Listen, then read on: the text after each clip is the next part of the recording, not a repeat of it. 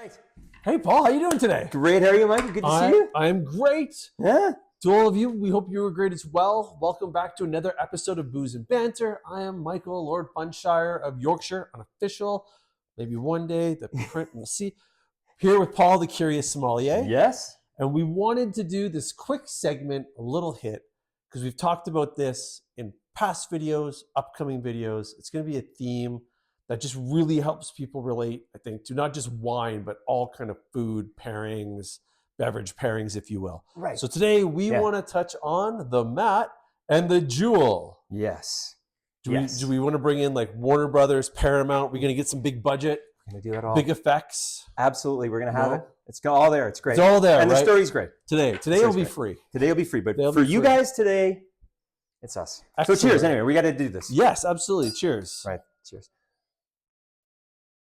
Mm-mm-mm. Yeah. Mm. So here's the idea. Michael, a lot of people ask me about food and wine pairings and how do I work and what's the rules and all that stuff. And I always say, there's tons of stuff out there. But the thing to remember with it most is you're trying to craft an experience, right? It's about the end experience. And so what I always say is, let me tell you a little story. Let me take you on a little journey, personal journey, that may help to illustrate to me, what is the core concept of food and wine pairing. And it's something that we're going to talk about all the time. Through all the things we do, the flavors really popped here and did this. What does that mean? And we'll reference the Matt and Jill. So here's this thing. Here's a story I'm going to tell you. I'm a young man about to go on my first date. So 5 years ago, got it. Thank you very much. That's very good. First date 5 years ago, yeah. Sometimes it feels that way. Immaculate conception can happen. We've read about it in different books, shit. Anyways, yes. So my dad says, I hear you're going on a date. I'm like, that's great. Who'd have thought? Looking at you, right? So can I give you some advice? And I say, yeah, Dad, anything you got, like I'm all ears. He says, okay, great. Let me ask you a question, Paul. When we go to look at jewelry in a jewelry store, do they just if you take a look at a necklace, do they just lay the necklace on the glass counter? I'm like, no. Usually they lay down a black or royal blue velvet mat and they put the necklace on. He says, excellent. Why do they do that? I'm like, I don't know. It just makes it look better? Yes, Paul, it does make it look better because if you take a necklace that's sparkly and shiny and you put it on a glass countertop which is sparkly and shiny, it kind of blends into the back. It doesn't pop. But if you take the mat neutralizes the background and the necklace sparkles more because the background, or it appears to sparkle more, it isolates that, the necklace pops, okay? We've had this experience. So Paul, when you're on a date, are you the mat or are you the jewel? And I said, I'm lucky if I'm the class, but anyways. I'm lucky if I'm in the conversation, right? But so he says, Paul, you are always the mat. If you can make your date feel more beautiful, special, intelligent, witty, charming, because you're there, if you can neutralize the background and make her feel special, no matter how badly you screw up everything else on the other date, you're going to get a second date because you made her feel special, right? So are you the mat or are you the jewel? Now, so that's the dating story, but it applies directly to food and wine. When you're looking at a food and wine pairing, decide what is the jewel and what is the mat. What are the flavors that you want to showcase? Now, there are times, for instance, where you're building, an experience that's like classic. Oh, I have, this incredible dish, and it's the classic pairing is this expensive, beautiful big wine. Steak. Let's think a big, beautiful like steak. Is the steak then the mat or the jewel, or is it going to be the Cabernet? Right. And there's some times where you're building sort of jewels and jewels. That happens, of course. But for most of the dining experiences, you're absolutely right. What is the jewel? What is the mat? What is the flavor that I'm trying to showcase? One of the rules in food and pairing is complex wine, simple food. Simple wine, complex food, which is a way of saying the mat and the jewel. So here's the deal. You say, because one of the things that I think that people make the most mistake in with food and wine pairings is they come into their store and they say, listen, I just spent 4 days making mole sauce from all 100 ingredients, or I've slow cooked this beautiful duck dish and oh my God, it's taken me 3 days to build the flavors up and everything. So I need a $150 bottle of wine to go with it. You're like, no. You got the jewel, Right. What you need is a well-made representative wine that represents the style or the grape variety that is going to complement that dish beautifully. So wait, Right? you're giving relationship advice. Yeah. Now you're giving budget advice. Yeah. This is great. Look what we're packing into this episode. And it's This funny is full because living. when I walk into a reputable wine store, and that is what I want. I want the complimentary piece, because if I think of summer and I think of the smoker, and I'm like, I've spent 8 hours babying a piece of meat, like I got it ready the night before, and sometimes that meat is, although it's a humble piece of meat, like the time and effort to add the smoke in, the spices, the rub, the flavor, then the accompaniments. You want a wine that just kind of sits and is like a friend in the background and like adds to the evening. Yes. But like you said, you want the jewel to be like what's on the table, Right. not what's in the glass. Right. In that case. In that particular case. Now, there's a time where you're like, oh, I've got a bottle of 1970 Chateau Margaux. Naturally, I got 20 of those. Who doesn't, right? I mean, come on. So when we open up that bottle of wine, you're like, the last thing I want to do is build a huge, complex dish that's going to overwhelm that. It's like now, salmon, lemon, dill. Right. Or even I mean, you want quality. Ingredient. One way there, you want quality, but what you don't want to do is take that salmon, for instance, or in that case, you say it's a lamb, and you don't want to go crazy with the herbs and crazy with everything and to build up the flavors and put blue cheese on it and garlic and just you don't want it to be. What you want is like, again, like a buddy of mine, a good buddy of mine always says, oh, I got this incredible wine that's great. Yeah. Bring the cow over, knock the horns off, and like keep it simple. A little salt and pepper, and the meat, the flavor, that delicious quality meat is going to go beautifully with that, because all the tenderness, the fat is going to soak up all those tannins and let the flavor that's in that 1970 Chateau Margaux pop. Can I share a quick story? You just sparked something. Yeah. So too, when I was on a date, and this is actually what got me into wine. So aside from my father's love of it, I was on a date. She came over. I asked her what she liked. She said salmon. I was like, okay, well, I'm going to cook this dish for the first time. Right. Like I asked the poor girl like 4 times. I was not a very good Matt or Jewel in this time. But I was like, do you think it's done? Like I haven't cooked this. I'm like, usually if fish flakes, it's done. Yeah. So I didn't dry it out. But then I had this Chardonnay from Fetzer. I will never forget it. It's in California. And like, that was my first introduction into the jewel in the wine. I just did dill, lemon on top. Right. And then, although Fetzer is a fine brand of wine, but like when I drank those, drank it with the meal, roasted potatoes, again, nothing complicated, just some basic cutting skills. Yeah. That's it. It was beautiful. I still remember that. Now, obviously that relationship was years ago and hope she's doing well. But like that always reminds me of how beautiful things can go together, and none of it was complicated or expensive. It was just kind of, well, maybe the salmon, but like it was all just very straightforward foods introduced together. And which is exactly the beauty of the food and wine experience. It doesn't have to be. You don't have to be a magnificent chef. You don't have to be a sommelier to make this happen. One of the things that one of the rules I always say is the famous Julia Childs quote, right? Which is, I love to cook with wine. I love to cook with wine, and sometimes I even put it in the food, right? But I think I do love that. I do. That's a great one. But what she actually meant was, I think what she meant was, okay, open the wine that you think you want to have with this dish, and then try the wine with some of the seasoning and the ingredients, and see how it goes. Like you might try that Chardonnay with the dill and go, well, that's terrible. Right. It doesn't work. But let me try rosemary. Oh my gosh, it's beautiful. Okay, so I'm going to swap out the dill for the rosemary because that goes really well together. So you can tweak the dish based on that interaction. And this is one of these experiential things about food and wine that makes a big difference. And I'm looking forward to doing this with you. Because, yes, me too. Because it's really fantastic.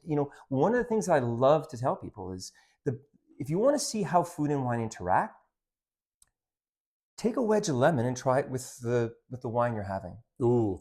Like for me, it's white wine with lemon and tomato with like cherry tomatoes with red wine. Oh, interesting. Because what you see how that interplays and how it affects it. I got a great little video in my little Curious Sommelier about that tasting. We'll So attach check it out. that. We'll attach that so Yeah, we can see it. nice. But it's something that we're going to focus on. But try the ingredients with the wine, and if it goes beautifully, then use more of that ingredient. If it goes badly, swap out that ingredient. Now what we're doing is we're really taking wine and making it the mat. And in my experience, wine, the vast majority of the wine we drink is meant to be the mat. Mm-hmm. We spend a lot of time cooking and building beautiful dishes with complex flavors and everything. And we need a wine to stack that up. Right. That's the best experience. Now, there are times, of course, if again, 1970 Chateau Margaux, or you're drinking, Chateau d'Yquem from 1945 or whatever. Okay, well, but then again, what do you anyway, you get the idea. Yeah, you got special wines, or it's your anniversary year wine, and you really want to remember that wine because it takes you back to that time. So I don't want anything that's just gonna mute the character of that wine. I want it to complement. And by the way, in red wines, simply prepared steak and margarita pizzas are two of my favorites. I've got a really cool complex wine. I want a well-made margarita pizza or a delicious good cut of steak with just salt and pepper, and I always find amazing. Interesting. I think I think there's a lot of good stories. Yeah. Hopefully you're enjoying as well. I think this also highlights the red wine with red meat, like that simplicity of those pairings. And I think as you learn more about grapes or beverages in general and how they can interact and pair, like you said, like some wines will be not great with the dill, but wonderful with rosemary. And that comes with experience and experimentation, but that's where I think those classic pairings come from. Like absolutely white wine with chicken, pork, because they just have that natural acidity with the fat, and it's sort of the natural mat and jewel pairings, right, to help people enjoy it. And I think we've talked about this, other wine tastings I've been on, even when I was doing my WSET, is that the wine is designed to interact well with meats because of the tannin or the fat, or if you have a super acidic dish, all of a sudden that neutralization we've talked about. And maybe I'm taking this a little bit off course, typical Michael, but I think that mat, if you follow this standard, you'll typically have a lot of mats matching up with jewels, right,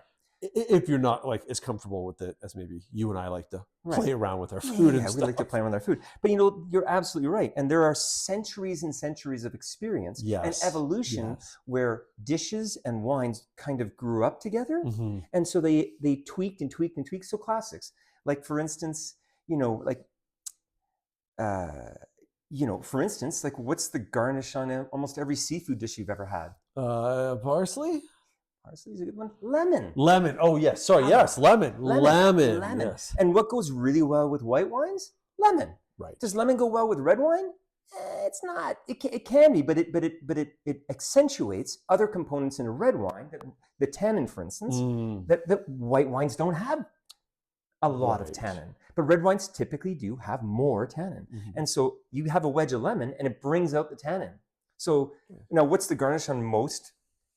There's always a citrus component to pork. There's always a garnish to, not always, but you know what I mean. Most sort of classic traditional. Yeah. And so the way I always like to think of it is there's three type of philosophies with food and wine pairing. There's the old school, the traditional way of white meat, white wine, red meat, red wine, and that's what you do. And that's a really good rule of thumb. It's safe. It's a pretty safe thing. Then there's this new model of components. Oh, I look at the acidity in the dish and I want to match that with the acidity in the wine or the tannin. And we're going to talk about that as we go through things. That's the second way. The third way is, who cares? I like this dish. I like this wine. I'm going to try them together and see what happens. Yeah. And the reality is, I think most of us, and even myself included, I'm like, you know what? I really like this wine and I'm going to make this dish. But there are elements of the second, so understanding how components interact with little tweaks, can make the third approach, that I like this one, I'm going to do it, really great. For instance, if you want to have fish with a big red wine, you can do it if you understand how to tweak the dish to make the wine. So for instance, in that particular case, we're going to do it. But if you add a little bit of extra really good quality salt, So a little bit more than you would normally add. Salt is like volume control for the structure on a red wine. Right. So you got a little bit of extra salt, some extra salt to taste. So you try it. And at some point, you're going to hit the point where all of a sudden, you're knocking down the intensity of the red wine and the white wine. Now you have a balance. And guess what? Now the dish is again the jewel. Because when you have a big red wine with that delicate salmon, the wine dominates. But with some salt, you can bring it back to the point where the salmon all of a sudden tastes great. And this is Food and Wine, and we're going to reference this Matt and Jewel because you got to understand that. It's amazing how many times, particularly as a waiter and a restaurant owner and everything, where you see people have this beautiful, delicate seafood dish, and I love my big Cabernets, right? And so isn't that great? Yet, I could have served you cardboard and it would taste you for all the flavor that you got out of that dish. So I was gonna say, to your third point and to this last example, I've seen it with friends and family where they just like that Cabernet. They're just a big wine drinker, and I think that goes to if you don't necessarily get all the complexity in wine and you just happen to enjoy it as a cab with whatever you're drinking, right? Also fine. Like don't like the pairings exist, like you said, for centuries and centuries of just food being with these other wines. Like they're growing together, they're similar. Right. And sure, that's there, but like not everyone's palate's going to get that, and that's great too. So like if you just love it and you enjoy your food, and you enjoy your wine, that's great too. It's great. Enjoy it. As long as you're enjoying it, it's great. There are little tweaks that you can do to make the experience a little bit better. And understanding this, to me, the starting point for that journey is understanding and this Matt Jewel concept. And we're going to reference it a bunch of times because to me, if you understand what do we want to showcase here, what flavors do we want to pop? I love that word pop because it's like, oh my gosh, that really jumped out. Well, it's effervescent. It's effervescent, like us. Wait a minute. Well, so this is the idea, Matt Jewel. So we're going to talk about it a bunch. Hopefully that makes sense to you guys. Yeah, I think this is a good introduction into something that'll be a theme on a lot of different conversations, not just with wine, but I think beverage and food pairings in general. I'll give you the last word before we go. Anything else you want to say about Matt Jewel's dates, budgets before we go? What else can I throw in there to make it more complicated? No. I think I'm good there. Thank you very much. You're good. I think I'm good. I'll throw out one last thing. Okay. Always make sure your date gets safely to their door. That is a very, very. It's a nice way to show caring and interest without being overbearing. And again, you're being the Matt.